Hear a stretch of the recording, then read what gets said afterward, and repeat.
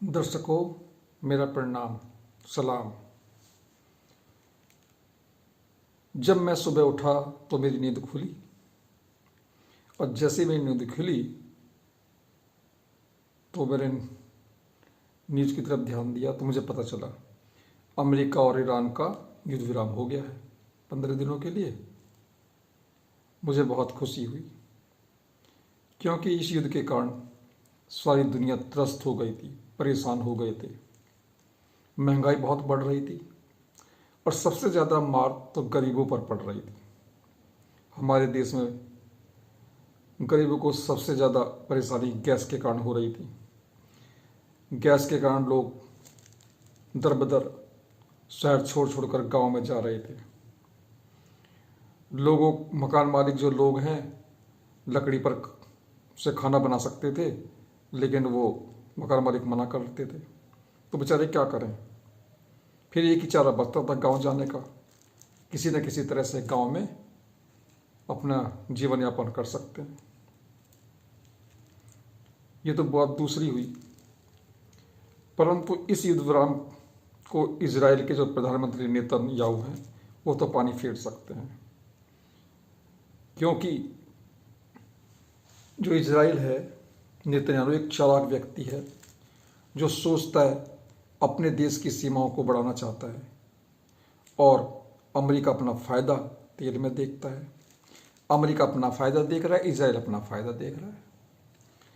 America यानी Trump जो बार बार अपनी बातों को बदल रहे थे, उसने देखा कि पहले धमकी दी थी कि मैं तुम्हें बर्बाद कर दूंगा, पाषाण युग में पहुंचा दूंगा, लेकिन अगर पाषाण युग में पहुंचाते और वहां पर ईरान को बर्बाद करते, अगर ईरान को बर्बाद करते पूरी तरह से, तो फिर उनका क्या फ़ायदा होता। क्योंकि एक्चुअल में तो उन्हें केवल तेल चाहिए था, तेल पर कब्जा करना था। इसलिए उन्होंने ये युद्ध विराम की पेशकश की। इसके बहाने, पाकिस्तान के बहाने। क्योंकि एक तो दूसरा कारण ये भी है कि ट्रंप एक बिजनेसमैन है, उसे अपना फ़ायदा केवल तेल में ही दिखाई देता है। पहले युद्ध करो, उसे बर्बाद करो, फिर चालाकी से निर्माण के बहाने पैसा कमाओ। और इन लोगों की तो फितरत यही होती है, लोग मरते हैं तो मरने दो, इन्हें कोई फर्क नहीं पड़ता। ट्रंप ने ईरान को खूब धमकाया, डराया, पर ईरान तो डटा रहा। कहता 48 घंटों के बाद मैं तुम्हें बर्बाद कर दूंगा। पर करता कैसे, फिर पैसे कैसे कमाता। अमेरिका ने सोचा था ईरान को कुछ घंटों के अंदर बर्बाद कर दूंगा, परंतु उसे यह सोचना चाहिए था जिस प्रकार तुम रूस के खिलाफ यूक्रेन की मदद कर रहे हो, तो उसी प्रकार रूस तथा चाइना भी तो ईरान की मदद करेंगे। ये तो बहुत छोटी सी बात थी। ईरान के बहादुर लोगों को हारने भी नहीं देंगे। चाइना रूस पीछे लगे हुए थे, क्योंकि उन्हें भी अपना मतलब था।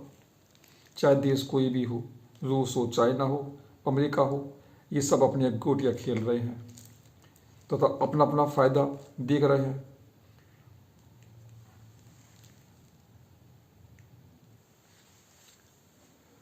शाम होते होते 11 बजे, लगभग शाम के 11 बजे सुनने में आया इजराइल ने बहुत ज़बरदस्त लेबनान पर अटैक किया है, कि वो तो चाहता ही नहीं कि युद्ध विराम हो,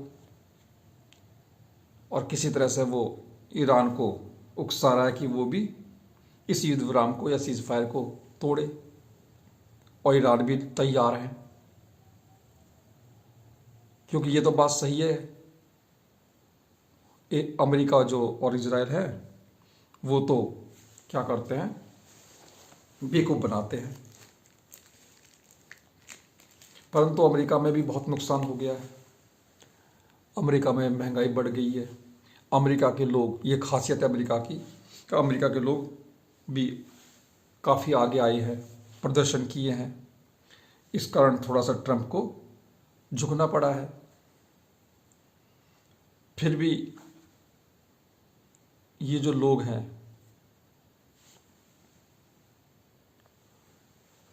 कुछ चालाकी ना कर जाएं,